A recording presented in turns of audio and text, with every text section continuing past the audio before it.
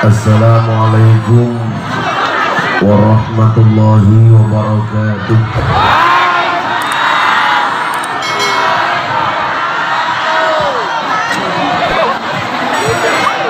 A'udzu billahi samil alim minasyaitonir rajim. Bismillahirrahmanirrahim.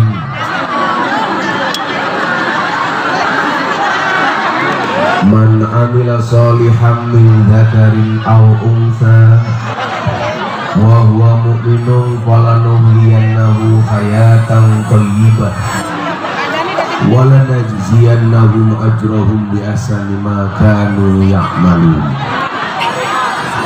Allahumma shalli wa sallim wa barik ala hadan nabiyil karim sayyidina wa maulana Muhammadin wa ala alihi wa ashabil mujahidin at-tahirin. Rabbi shrah li sadri wa yassir li amri wahlul 'uqdatam min lisani yafqahu qawli, amma ba'du. Hadratal muhtaramin, para masyayikh, para kiai, para habaib, para ulama, tokoh agama, tokoh masyarakat yang saya muliakan, para pejabat yang berkenan hadir dalam semua tingkatannya, wabil khusus Bapak Bupati Oku Timur, Insinyur Haji Lanosin ST. Terima kasih Pak Bupati atas hadirnya. Segenap panitia pengajian dalam rangka peresmian Mushola Darul Hikam Silaturahmi Jamaah Pondok Peta Tulungagung yang saya banggakan, Bapak Ibu kaum muslimin wal muslimat, warga masyarakat Oku Timur yang berbahagia. Ala dunia wa ala kulli niyatin shalihah. Al-Fatihah.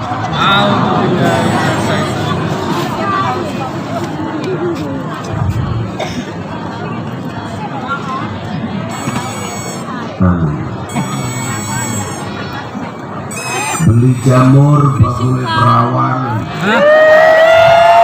perawannya ayu bokongnya lemu. Hei orang Oku Timur yang cantik dan tampan, izinkan aku mengucapkan I love you.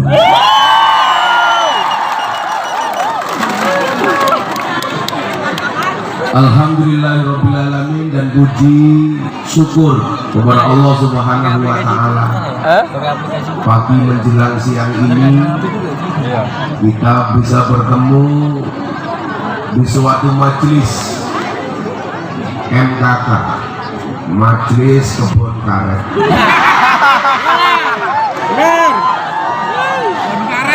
Saya meyakini semua kita yang hadir pada siang hari ini karena di dalam hati kita ada iman. Di mana ada iman, di situ pasti ada cinta. Di mana ada cinta, di situ pasti ada kasih sayang. Di mana ada kasih sayang, di situ pasti ada maaf. Dan di mana ada maaf, di situ pasti ada keindahan.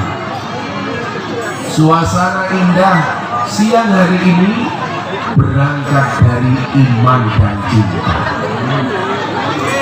Bapak Ibu, orang jatuh cinta itu ciri-cirinya satu. Orang jatuh cinta itu harus bahagia. Kenapa? Karena kalau gelisah namanya jatuh tempo. Benar. Rasa cinta inilah kemudian yang perlu kita pupuk. Cinta yang berangkat dari iman. Karena suatu ketika baginda Nabi Muhammad SAW pernah bersabda, la tadkhulunal jannata hatta tu'minu wa la tu'minuna hatta tahabu. Sekali-kali kamu tidak akan masuk surga sehingga kamu beriman, dan kamu belum dikatakan beriman sehingga kamu memiliki rasa cinta dan kasih sayang. Saya datang atas nama cinta, Bapak Ibu menerima atas nama cinta, tapi panitianya kurang cinta karena belum ada minumannya.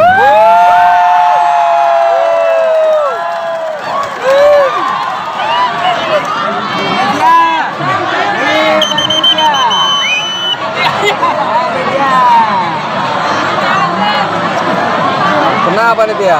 Biar panitia nih.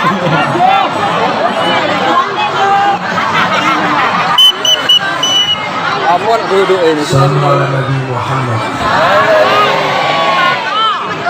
Numpang duduk asal.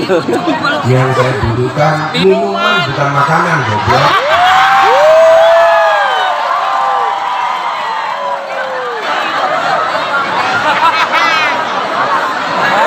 Kalau dikasih makanan saya ngaji mangane kok apa?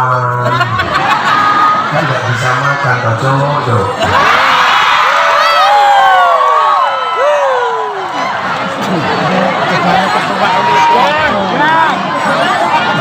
Sekali-kali kamu tidak akan masuk surga sehingga kamu beriman. Kenapa makannya dari depan, minumnya dari belakang?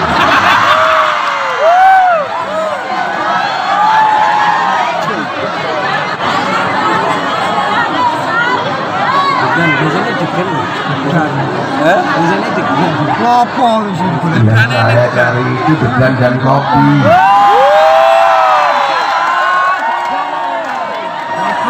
Kenapa yang datang kok soft drink dan soft teh?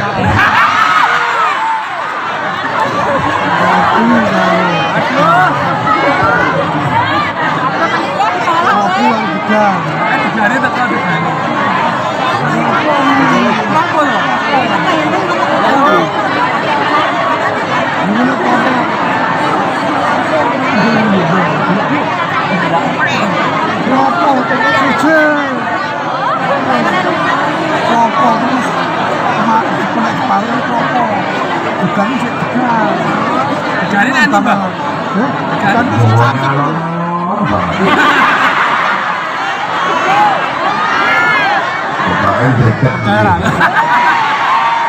Coba ibu-ibu perhatikan, bapak-bapak saja ketemu saya deket, apalagi janda.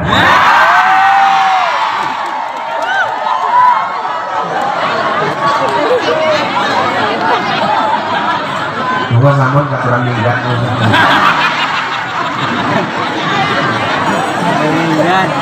Gue sama ini kita berarti aku udah luar udah jangan ya bos, gak usah ditulangi. Sok tahu.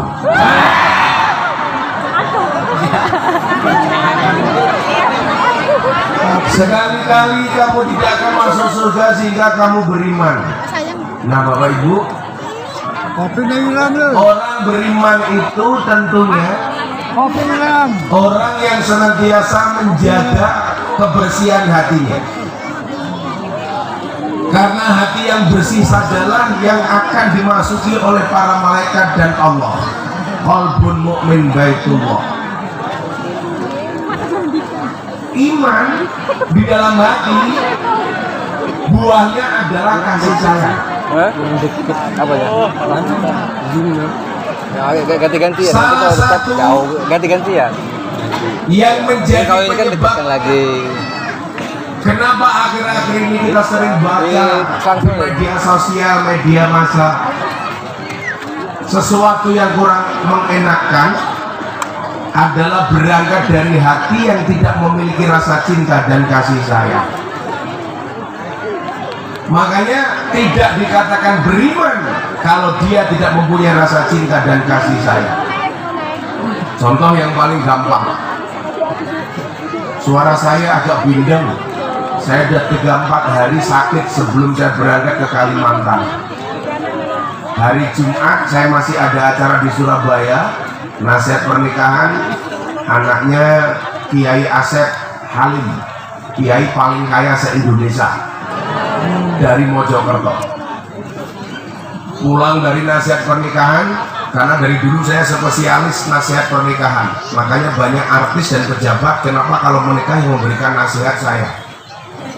kayak Anang Ashanti, Atta Aure, Deddy Corbuzier, itu semuanya memberikan nasihat pernikahan saya. Tapi kalau Lesti Kejora, enggak.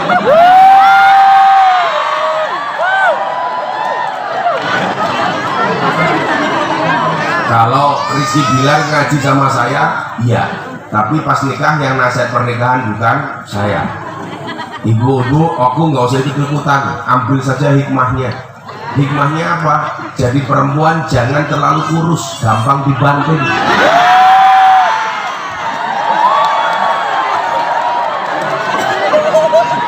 Salah aja, Pak. Yang teriak yes jelas cewek gemuk.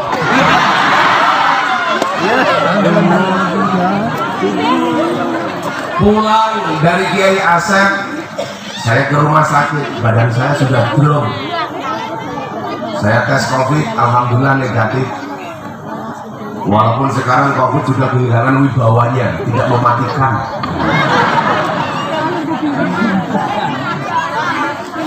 Apa Bu? Iya, merajarilah kayak cangkemmu. Alhamdulillah. Dokternya bilang sama saya, Gus, istirahat dulu ya. Kenapa dokter? Ini badannya Gus Dutra sudah terlalu capek. Opnam saja seminggu. Padahal hari Sabtu saya harus berangkat ke Pangkalan Bun, Kalimantan Tengah. Saya ada acara di Pangkalan Bun, Seruyan, Pontianak, Sekadau, Kalimantan Tengah, Kalimantan Barat. Terus kemudian lanjut Jakarta, Bekasi, Sumatera Selatan, balik Jakarta, Semarang, sampai Pucuk Jepara. Saya itu kalau pergi Pak Bupati 2 minggu baru pulang, 15 hari baru pulang. Maka hidup saya itu apa-apa cukup kecuali satu, kelon.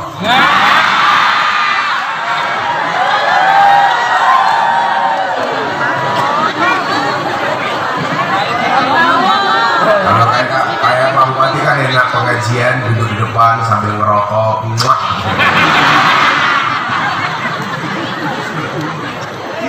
Tapi apa? Karena saya mempunyai rasa tanggung jawab, saya harus datang. Saya bilang sama dokter, dokter, bagaimana caranya supaya saya tetap bisa berangkat? Ini susah Gus, harus opnam. Sudah saya minta infus saja deh. Akhirnya saya dikasih infus vitamin C. Kepala berat, badan sakit, saya tetap berangkat.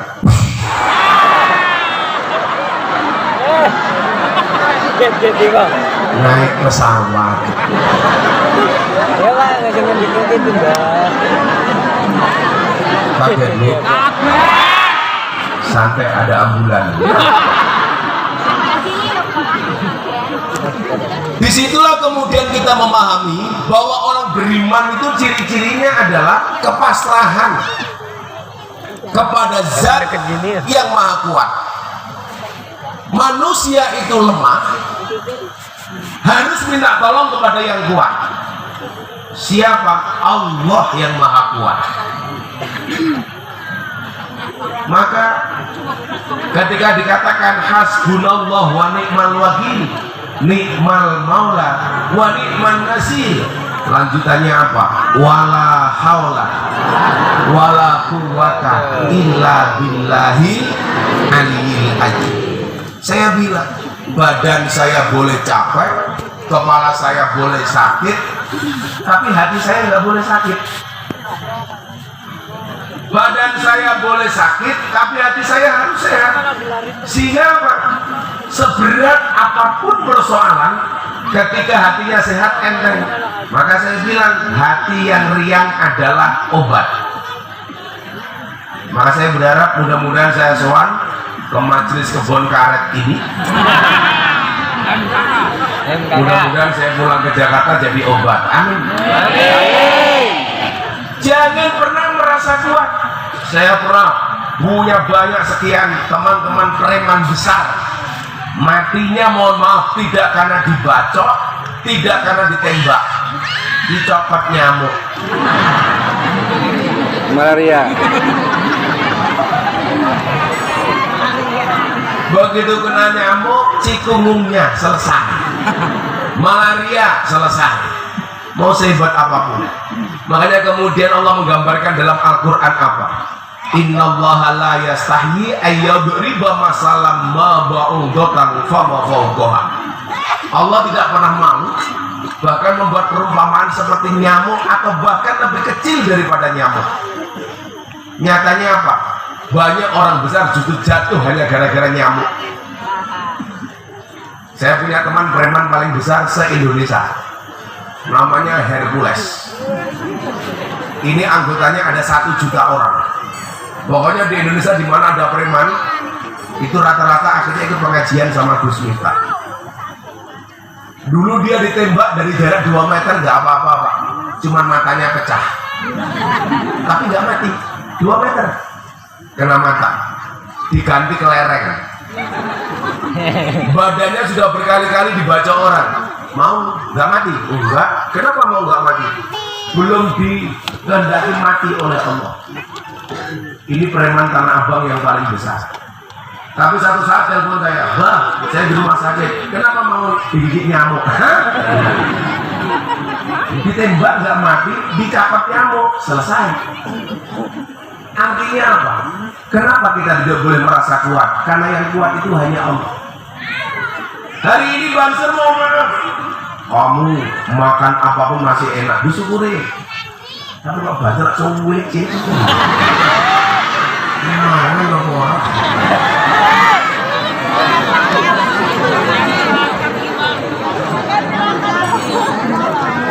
Kalau makannya banyak tetap kurus itu 2 kemungkinan, anugerah atau azab. Tapi jangan sampai terlalu gemuk kayak Pak Polisi ini. Dan ada penelitian di Rumah Sakit Yogyakarta, kalau cowok perutnya besar biasanya burungnya kecil.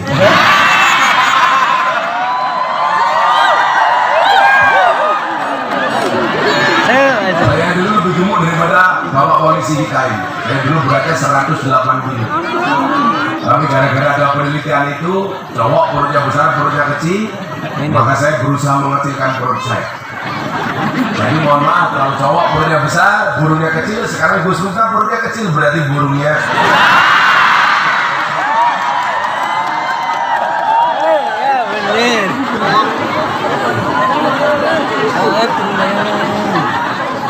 Nah, disitulah kemudian kita diingatkan kepada satu kalimat, satu pendapat, satu makalah yang disampaikan oleh Ibnu Athaillah As-Sakandari Shahihul Hikam. Ma tawaqqafa matlabun anta talibu bi rabbika wala tayassara matlabun anta talibu bi nafsika. Tidak akan pernah terhenti sebuah permintaan ketika kamu sandarkan permintaanmu hanya kepada Tuhan. Dan tidak akan pernah mudah sebuah permintaan ketika kamu percaya dengan kemampuanmu. Gimana saya bilang, manusia itu mampu bukan karena dia mampu, tapi karena dimampukan oleh Allah yang Maha Mampu. Pak Bupati jadi bupati bukan karena dia mampu, tapi karena dimampukan oleh Allah sehingga menjadi bupati. Jadi enak. Begitu dilantik juga tidak sombong. Kenapa? Saya jadi bupati karena dikehendaki oleh Allah. Jadi bupati pejabat juga tidak sombong. Kenapa? Karena dia tahu dia menjabat diawasi oleh Allah dan akan dipertanggungjawabkan langsung kepada Allah. Selesai jadi bupati juga biasa-biasa saja. Kenapa? Karena yakin semuanya dari Allah. Kalau memang manusia itu mampu, Pak, seharusnya guru itu anaknya paling pintar. Kenapa? Wong guru itu pekerjaannya memintarkan anaknya orang lain. Tapi buktinya banyak guru yang anaknya goblok. Karena nggak mampu, yang mampu itu hanya Allah. Kalau memang manusia itu mampu, seharusnya Pak Bupati mohon maaf, dokter itu badannya paling sehat. Wong dokter pekerjaannya menyehatkan orang lain, tapi buktinya banyak dokter yang sakit. Saya punya teman dokter di Jogja, spesialis THT, telinga, hidung, tenggorokan. Orangnya malah budek.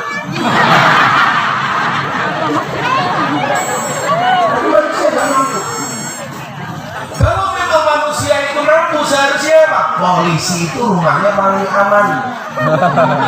Polisi pekerjaannya mengamankan rumahnya orang. Kan buktinya polisi sendiri tidak aman. Buktinya ada polisi ditembak polisi di rumahnya polisi.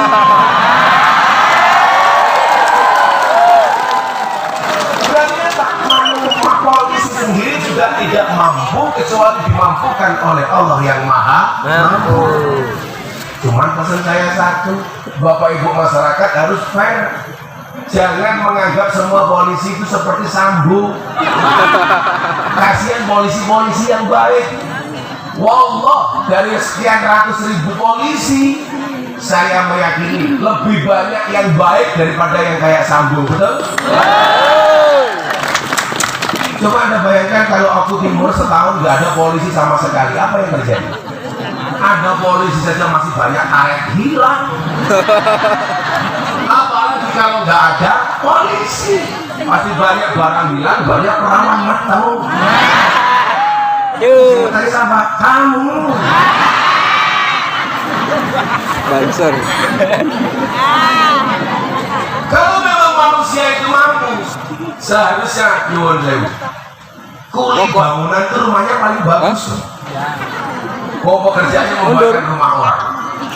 Tapi buktinya banyak kuli bangunan nggak punya rumah. Betul Bu? Termasuk orang Blitar, orang Lombok Timur. Dukun, makanya kalau di rumah saya dikasih istri kopi susu langsung saya akali Pak Bupati. Kopinya saya minum, susunya tak saya beli. Itu loh.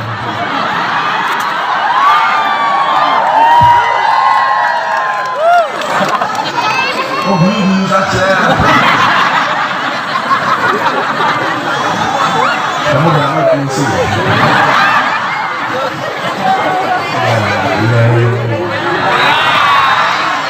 Belum dia itu. Belum dia apa? Maka untuk dekat dengan Allah dibutuhkan sarana. Maka Kanjeng Nabi memperkenalkan namanya masjid. Masjid itu apa? Sajadah yasjudu masjidan, tempat untuk sujud. Kalau musola itu tempat untuk sholat. Ini sarana. Makanya maaf, dikatakan tempat yang paling baik adalah masjid, tempat yang paling buruk adalah pasar. Masuk masjid ada sholat tahiyatul masjid, masuk pasar tidak ada sholat tahiyatul pasar. Orang yang mau memakmurkan masjid berarti dia punya iman. Iman kepada siapa? Iman kepada Allah, iman kepada hari akhir. Kenapa? Karena dengan masjid keimanan kita diharapkan terjaga. Bapak Ibu, saya minum lagi ya. Bisa main, Pak? Setelah kopi panas saya datang.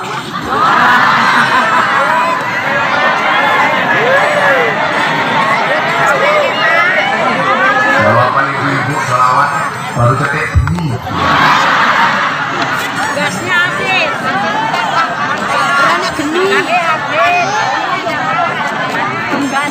Kenapa Pak? Cetek gini kayunya kelas ya.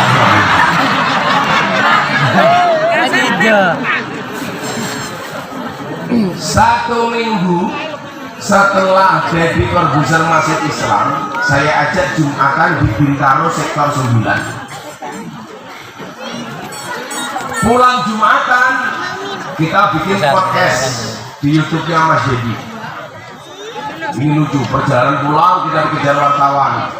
Deddy Corbuzier ditanya, Mas Deddy kenapa nggak pakai peci kayak Gus Miftah? Dijawab sama Deddy Corbuzier, peci itu fungsinya apa?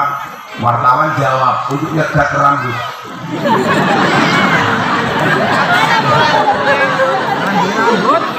Jadi pusing lah, saya yang saya tegak apanya? Rambut saja tidak punya. Kemudian ada wartawan cewek tanya, Mas Deddy sudah sunat apa belum? Sampai studio, gantian saya tanya, ini sunat apa durung? Masa kamu nggak percaya? Coba kamu lihat sendiri. Wah! Ya kalau besar, kalau kecil kan aku malu. Saya bilang, kalau saya percaya kamu sudah sunat. Dia nggak percaya itu ibu-ibu aku timur. Bagaimana supaya mereka percaya? Gampang. Kamu foto, nanti diposting. Ceritanya sampai studio, dia bilang begini sama saya. Gus, saya mau bertanya kepada kamu. Apa Mas Dedi? Bagaimana cara saya menjaga iman? Bagaimana cara saya menjaga iman? Saya kaget mendapatkan pertanyaan ini. Kenapa? Ini anak baru masuk Islam seminggu. Kenapa dia bertanya bagaimana cara menjaga iman? Akhirnya saya tanya, kenapa kamu tanya seperti itu? Tadi di masjid khutbah Jumat saya dengerin, janganlah apa pesan Fatih, janganlah sekali-kali kamu mati kecuali dalam keadaan Islam, kecuali dalam keadaan iman. Orang itu kalau cerdas Pak, orang khutbah Jumat yang didengarkan. Beda kalau di Oku Timur. Burung. Film. Fatihnya teriak-teriak, ya masyirul muslimin, jamaahnya. Makanya saya bilang, kita itu aneh Pak Bupati. Mau tidur di hotel, di kamar mewah, baca doa Bismillahumma ahya wa bismika amut, matanya gak merem-merem. Tapi kalau mendengarkan khutbah Jumat, gak baca doa tidur, matanya merem. Makanya saya bilang, obat tidur yang paling mustajab adalah khutbah Jumat. Jadi kalau saya sekarang ngaji Anda tidur, saya juga maklum saja. Cuma saya ingatkan, an-naumu akhul maut, tidur itu saudaranya mati. Makanya kalau saya ngaji dengan tidur, berarti pengen cepat-cepat mati.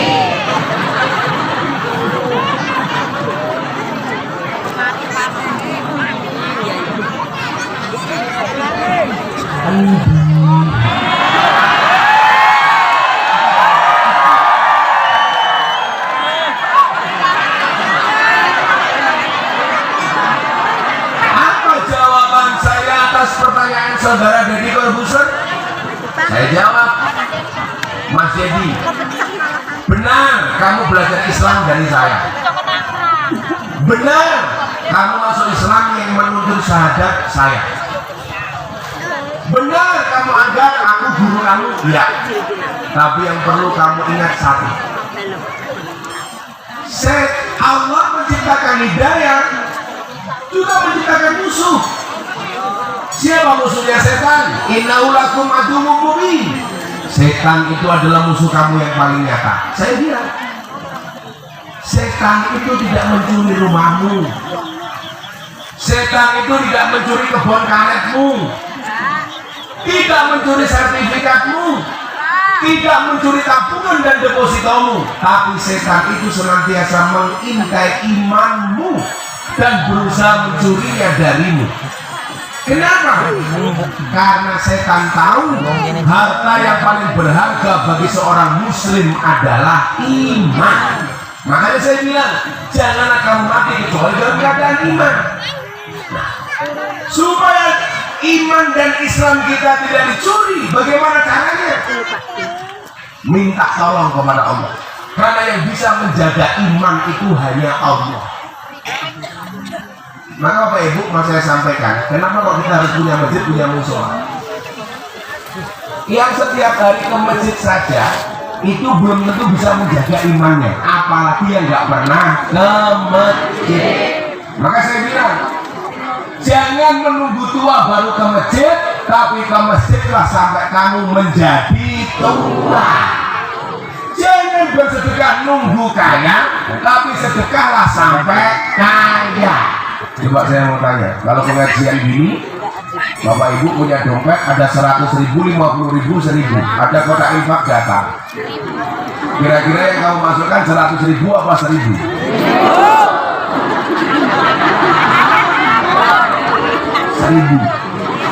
1.000. Lihat monyet di kebun binatang, uang sakunya 100.000. Pengajian lihat kiai, infaknya 1.000.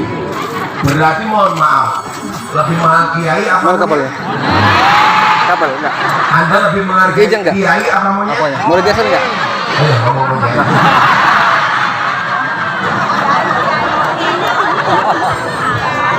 Ini pakai sewu, rogoknya kokan dia. Ibu-ibu harus paham. Uang 1.000 gambarnya pakai lurah bawa pedang. Kalau masuk kokan, bacok isusu. Laras apa ini nani? Boleh, aku untuk surat ke timur. Ada di Banjar. Juga. Iya, ini itu surat nganu apa memakili bagi pengopi. Banjar satu ini mana? Yang suka dulu Banjar. Kok orangnya ganti ya?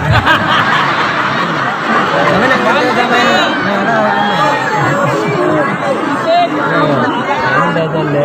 Mana? Potongnya gede mana ejile.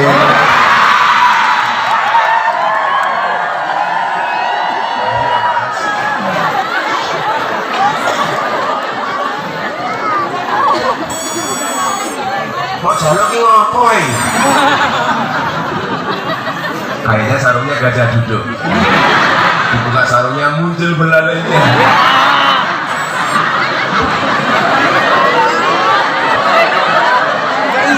geser tuh. Nah, Bapak Ibu, Ada ini geser kamera. Geser dikit. saya kasih Aduh, beberapa jangan. contoh bagaimana kemudian begitu susahnya menjaga iman. Sampai maju. Nabi Muhammad SAW itu maksum. Hah? Maksum itu apa? Dijaga dari perbuatan dosa. Nabi Muhammad itu pasti surga, nggak mungkin mampir neraka. Nabi Muhammad itu maksum, kalau dia mesum. Tapi coba Anda lihat, Nabi Muhammad tidak pernah berhenti minta hidayah. Buktinya apa? Tetap saja beliau membaca ihdinas siratal mustaqim. Pertanyaannya adalah, Nabi Muhammad itu keren, pasti surga, nggak mungkin neraka, nggak mungkin berbuat dosa. Kenapa beliau tetap minta hidayah? Karena Nabi Muhammad mengajarkan yang mampu menjaga hidayah itu hanya Allah, bukan manusia. Maka Nabi Muhammad sempat menangis ketika pamannya meninggal dunia. Kenapa? Karena pamannya tidak mendapatkan hidayah dari Allah. Kemudian apa? Allah katakan kepada Muhammad, innaka lang tahdi man ahbabta walakinnallahu yahdi man yasha. Muhammad, kamu tidak bisa memberikan hidayah kepada kamu yang kamu kehendaki. Kenapa? Karena Allah lah yang memberikan hidayah kepada siapapun yang dikehendaki. Makanya hari ini saya mau cerita, Bu. Alhamdulillah sudah ada 230 orang yang masuk Islam melalui Gus Miftah. Saya bilang ini hidayah prerogatifnya Allah. Kadang-kadang orang masuk Islam melalui saya lucu. Ada yang lihat gambar saya di bokong truk, tertarik masuk Islam. Pak polisi, kalau Anda di jalan ada 350 truk, ada truk yang bokongnya digambar foto Gus Miftah. Yang paling menyedihkan satu, mobil tangki sedot WC. Ada gambarnya Gus Miftah dengan quote-nya adalah silitmu adalah rezekiku.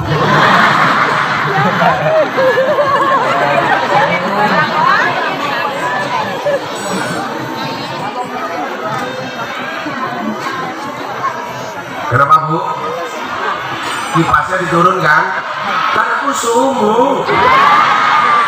Mas agak geser sini, Mas. Agak geser sini, Mas. Dia teriak-teriak nggak kelihatan, itu pasti janda, Mas. Ayo menulis tua, jilbabe pink.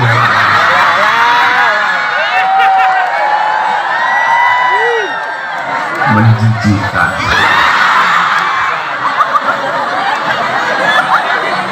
Jangan-jangan sempaknya yang pink.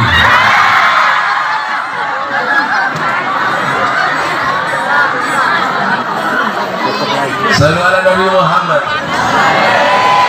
Dia beriman. matinya dalam keadaan murtad atau kafir. Ini perlu saya sampaikan supaya Bapak Ibu hati-hati. Anda jangan merasa, wah saya sudah ikut muslimat, belum ada jaminan. Saya ikut fatayat, nggak ada jaminan. Anda tahu bedanya fatayat sama muslimat? Nggak perlu lihat seragamnya, cukup dari baunya. Fatayat parfum, muslimat balsam.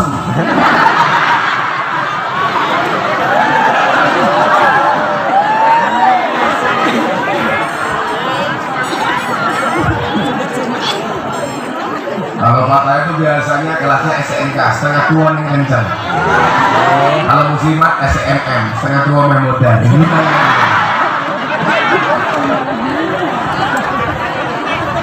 Hidupnya ketawa sambil nutup mulut. Saya pikir karena malu, ternyata pamer cincin.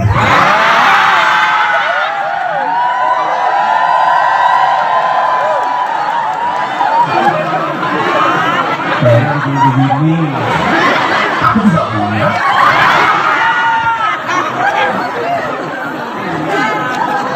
Apa Bu? Kacamata dicopot. Sorry, mataku terlalu indah untuk kamu nikmati.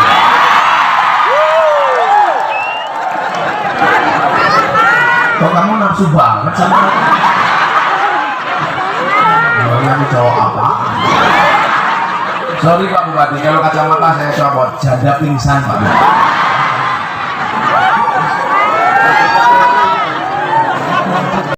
Coba saya kasih beberapa contoh. Bagaimana kemudian orang yang hidupnya dalam keadaan iman, matinya kafir murtad. Di zaman Nabi Musa ada ulama besar namanya Bal'am bin Bahura. Bal'am bin Bahura ini mohon maaf, kata orang Jawa itu gini. Apa maksudnya? Dalam keadaan genting, doanya pasti dikabul oleh Allah. Ini orang ulama yang mulutnya sangat sakti, minta apa langsung diijabah oleh Allah. Tapi Anda tahu, Bal'am bin Bahura matinya dalam keadaan kafir dan murtad. Kenapa? Karena kesombongannya. Makanya kita nggak boleh sombong. Oh, saya sudah haji 5 kali, nggak urusan. Kalau Allah mencabut hidayah, gampang saja. Jatuh. Saya itu punya cita-cita seperti Mbak Mamun juga. Setiap tahun berangkat. Jatuh ya. Alhamdulillah dikasih kemudahan oleh Allah. Lepas itu jatuh. Termasuk kemarin dari desa-desa, alhamdulillah kita bisa berangkat. Maka saya doakan dari ini. Bulu kancing. Mudah-mudahan segera dipanggil oleh Allah Subhanahu wa Ta'ala.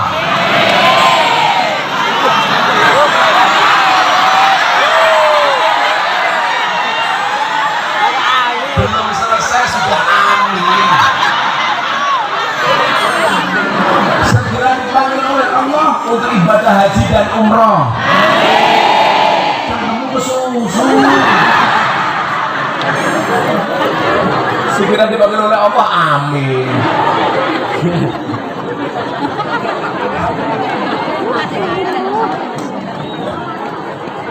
Ada lagi selain Bal'am bin Bahura, banyak. Ada delegasi sunnah namanya Rojal Unfuah. Ketika Nabi Muhammad meninggal dunia, banyak orang-orang saat itu mengaku sebagai nabi palsu. Salah satunya adalah Musailamah Al-Kadzdzab. Abu Bakar sebagai khalifah ngutus delegasi sunnah untuk mengingatkan Musailamah kembali ke ajaran Nabi Muhammad. Anda tahu, Rojal Unfuah yang diutus oleh Abu Bakar, dan Alhamdulillah min dzalik, Rojal Unfuah mati dalam keadaan murtad, padahal delegasi sunnah. Siapa yang bisa jamin? Ibu hati-hati, saya ikut hadroan. Insya Allah saya besok masuk surga dikawal sama ibu-ibu hadro. Tapi ya itu di surga saya kalau sama bidadari ibu hadroan.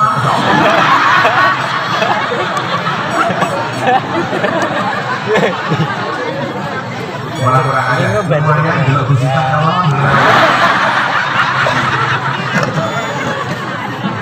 Rojal berbuah matinya kafir. Kemudian ada satu sahabat Nabi yang menemani Nabi Muhammad hijrah, mati dalam keadaan kafir. Namanya siapa? Ubaidillah Al-Jahsy. Sahabat Nabi. Siapa yang bisa menjamin Apalagi mohon maaf, sahabat-sahabat saya banyak. Saya udah tiap hari pengajian Gus, belum ada jaminan. Belum ada jaminan. Insya Allah besok yang masuk surga Banser yang lain. Selain Karena Banser tugasnya survei lokasi. Dia yang masuk surga, surganya siap, kiainya masuk, Bansernya keluar lagi.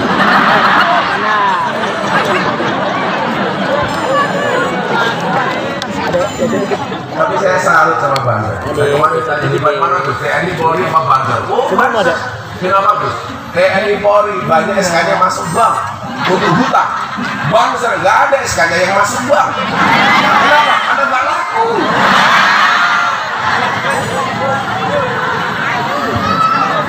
Banser ini keren Pak Polisi. Latihan untuk dapat seragam, seragamnya beli sendiri. Pengajian awal sendiri, ngatur jamaah ngawal kiai. Salah-salah dikeplaki karo komandani. Panitia nih lali rokok ya. Makanya dari tadi saya lihat Pak Tentara ngerokok, Pak Bupati ngerokok, Banser enggak.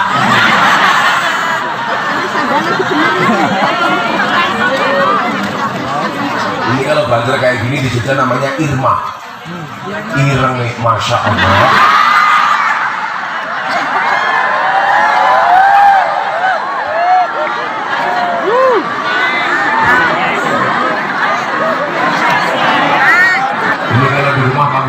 Hajar Aswad.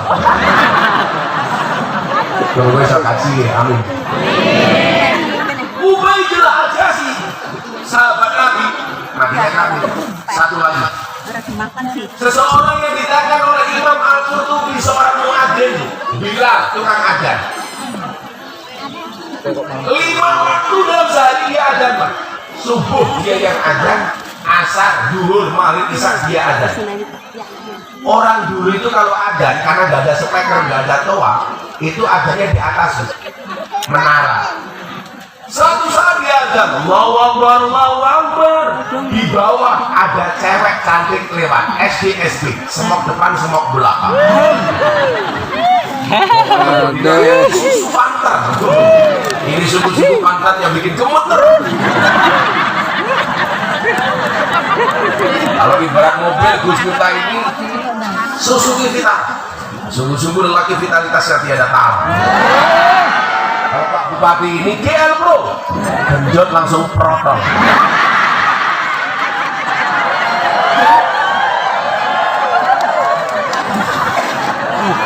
Begitu selesai adzan, Pak Bupati dan Bapak Ibu, cewek yang dibawa langsung dikejar sama muadzin. Langsung dia datangi, dia tanya, "Hey, I love you. Saya senang sama kamu." Dia jawab, "Sorry mas, kita beda keyakinan. Kamu Muslim, saya Kristen. Kita nggak bisa menikah." Sama, saya evangelista juga beda keyakinan. Dia yakin mau, aku yakin nggak mau. Karena kebetulan mau pagi, kalau saya di Jakarta itu ada pengajian circle artis. Delalah yang akhir-akhir ini pun rata-rata janda. Wika Salim, Aura Kasih, Salim Evangelista, Nikita Mirzali. Yang paling baru idolanya Pak Bupati Oku Timur. Siapa? Lucinta Luna.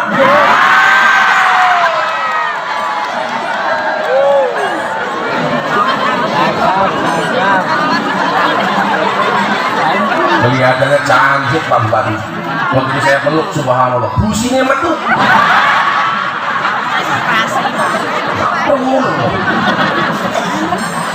Kami suka ya.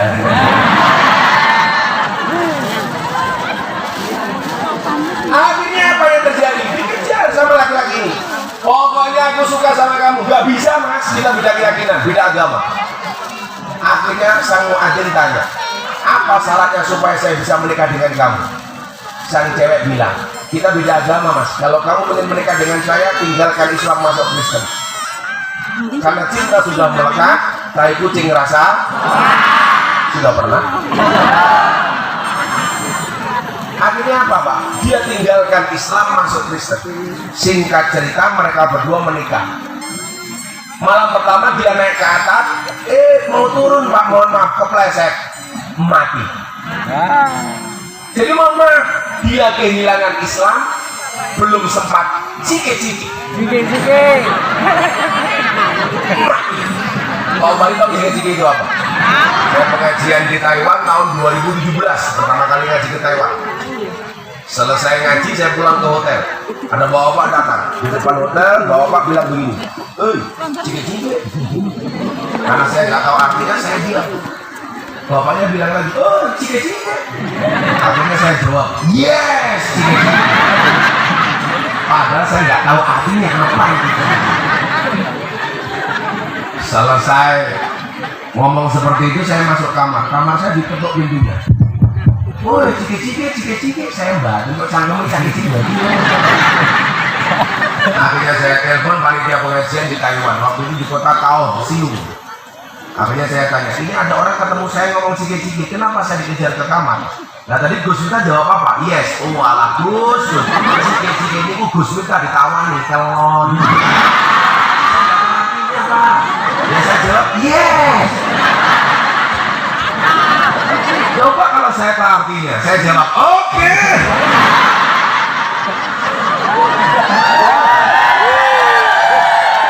Makanya nanti malam ibu-ibu, kalau suaminya di rumah, tolong dilawan dengan Pak,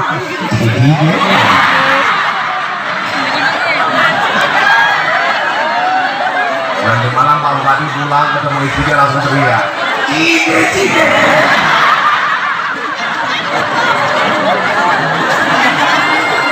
Kamu cike-cike?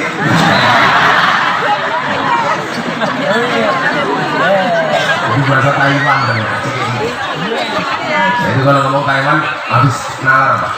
Wan itu kan dalam bahasa kamus besar bahasa Indonesia artinya apa? Yang memiliki. Kayak Pak Bupati namanya negarawan, orang yang memiliki negara. Budayawan, orang yang memiliki budaya. Ilmuwan, orang yang memiliki ilmu. Hartawan, orang yang memiliki harta. Nah, kalau Taiwan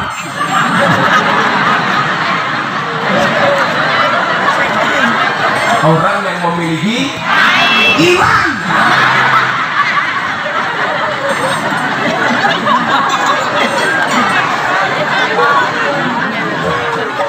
Maka dari rentetan peristiwa tadi, orang yang mati dalam keadaan murtad, kita diingatkan dalam satu hadis baginda Nabi Muhammad Sallallahu Alaihi Wasallam. Wa inna ahadakum layak manuna bi amali ahli jannah hatta yakuna bainahu wa baina illa birra'un fayasjudu alaihi kitab fayamanuna bi amali ahli nar fayadkhuluha. Apa kata Nabi? Dan akan ada salah satu di antara kalian, orang-orang di antara kalian yang telah melakukan amalan-amalan penduduk surga, sehingga jarak dia dengan surga hanya satu hasta saja.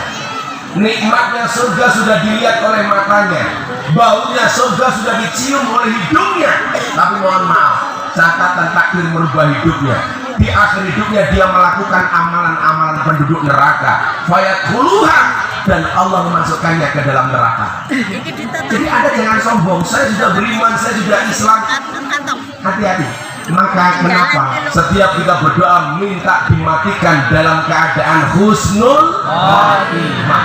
Karena yang dilihat oleh Allah itu adalah hasil akhirnya. Tapi juga sebaliknya, bagi Anda yang banyak dosa, belum dapat hidayah, dilanjutkan hadisnya, wa inna ahadakum layak maluna bi amali ahli nar hatta yakuna bainahu wa baina illa dira'un fa yasbiqu alaihi kitab fa ya'maluna bi amali ahli jannah fa yadkhuluha. Dan akan ada di antara kalian orang-orang yang telah melakukan amalan-amalan penduduk neraka, jarak dia dengan neraka tinggal 1 meter saja, tapi catatan takdir merubah hidupnya. Di akhir hidupnya dia melakukan amalan-amalan penduduk surga dan Allah memasukkannya ke dalam surga. Inilah hadis yang saya jadikan pegangan kenapa Gus Miftah ngaji di klub malam dan lokalisasi. Kan gak ada yang tahu, Pak. Bisa jadi kemudian akhir hidupnya Allah memberikan hidayah. Maka saya datangi klub malam, saya datangi lokalisasi, di mana ada PSK saya datangi, dan itu adalah pengajian yang paling menyenangkan sedunia. Pengajiannya berpahala, matanya bervitamin. Pak Bupati nggak usah ikut-ikutan. Karena kalau Pak Bupati mau ikut saya pengajian ke lokalisasi, saya khawatir mau masuk nggak mau pulang. Yang ngaji mau baju cantik, seksi di sini tuwek tuh nggak melepet. Selonjor tuh bisa lihat. Jantung nggak selonjor ini. Masalah itu nggak melepet. Apakah Anda kena penyakit asam urat dulu? Oke, saya kasih obat. Nanti pulang yang kena penyakit asam urat, cari gula batu. Gulanya diwenehi asemnya, waktunya dilutuk itu rapi.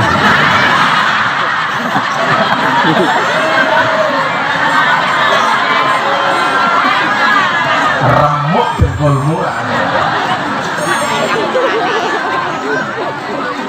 Saya kasih contoh, orang yang hidupnya kafir, matinya beriman. Kotor deh.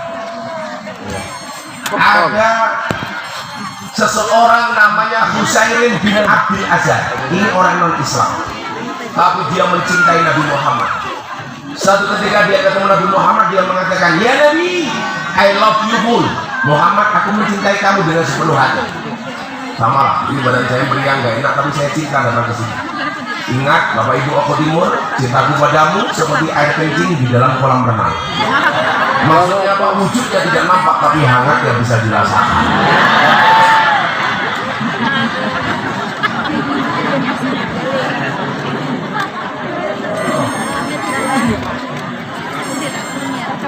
Saya jadi bilang mau berangkat ngaji ke Palembang, ke Sumatera Selatan, kok kepala saya berat, mungkinkah saya pengajian tanpa kepala?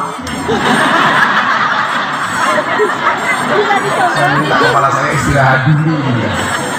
Ini dasmu.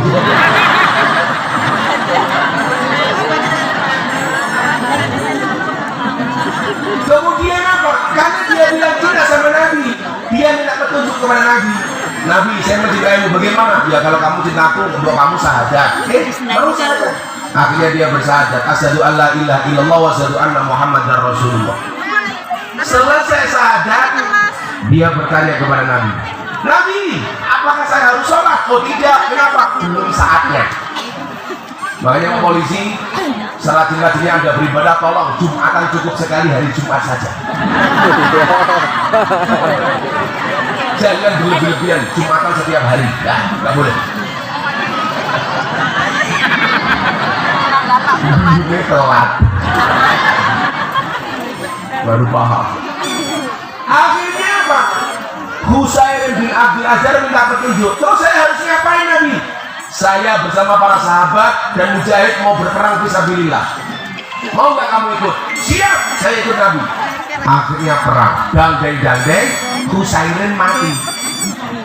Padahal masuk Islam belum 24 jam, belum sempat sholat, belum sempat sujud. Sehingga para sahabat banyak berdebat, bagaimana dengan nasib Husairin bin Abdul Azhar? Apakah baginya surga, apakah baginya neraka? Malaikat Jibril datang kepada Muhammad memberikan informasi, wahai Muhammad, Husairin bin Abdul Azhar walahul jannah. Bagi Husairin surga. Padahal masuk Islam belum 24 jam. Jidatnya belum sempat sholat, belum sempat sujud. Allah kehendaki kafir masuk Islam surga. Siapa yang bisa menjamin? Makanya dari dulu, dari tahun 2000 ketika saya masuk lokalisasi, orang banyak menghina saya tetap istiqomah. Orang mabuk saya datang, rata-rata mereka punya pangunci, paguyuban, nunjuk, cium. Alhamdulillah Pak Polisi. Dulu mereka ngaji sama saya sebelumnya begini. Sekarang mereka begini. Enggak. Jangan bilang alhamdulillah. Dulu mereka begini pakai botol, sekarang pakai galon.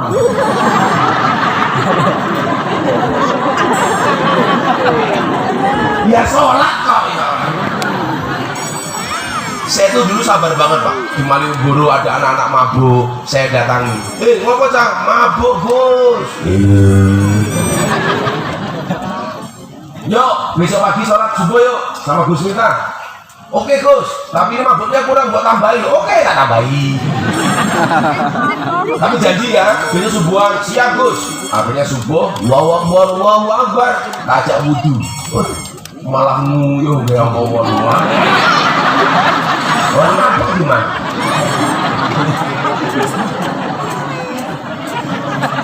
Orang cewek malah sanggup obat diobat abis ini. Kadang-kadang indahnya bisa diikat. Pengalaman Pak. Aku tahu.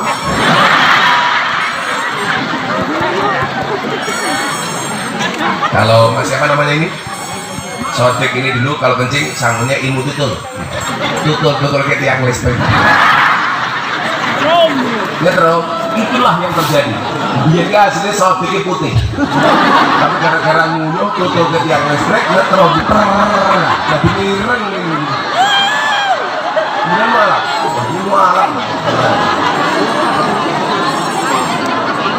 apa bedanya tiang listrik sama tiang jalan, Bu?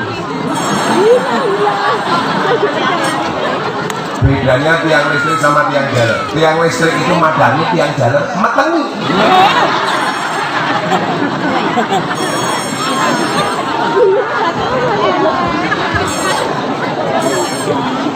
Nah Bapak Ibu, begitu mereka subuhan Pak, saya aja, ayo subuhan, dia bah.